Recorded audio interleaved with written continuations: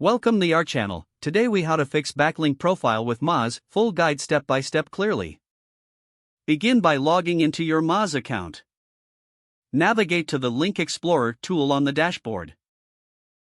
Enter your website URL into the search bar and click on Search. Review the overview of your backlink profile. Pay close attention to the top linking domains section. Identify any low-quality or spammy domains linking to your site. Make a list of these domains for further review.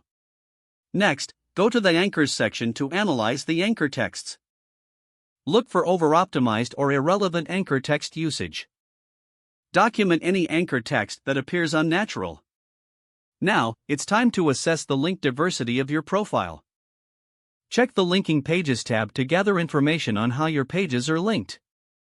Evaluate if your links are coming from a variety of trusted websites. Identify any patterns that might indicate a problem. Once you've compiled your data, develop a strategy for addressing low-quality links. Consider reaching out to webmasters of spammy sites to request link removal. If necessary, use Google's disavow tool to manage harmful backlinks. Prepare a list of the domains you wish to disavow for Google submission. Double-check your disavow list before finalizing it.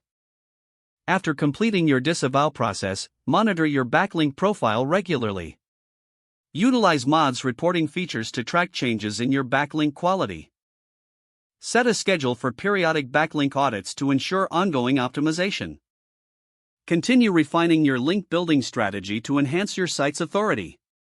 Implement quality content marketing to attract high-quality backlinks. Stay updated on best practices to maintain a healthy backlink profile. If the page does not load, refresh the browser or try again in a private or incognito window. Make sure you are using the correct email address, then retype it carefully to avoid small typos. If your password is not accepted, use the reset option and create a new strong password you can remember. Check your spam folder for verification or security emails, then complete any requested confirmation steps. Don't forget to like this video and subscribe to our channel for more step-by-step tech guides.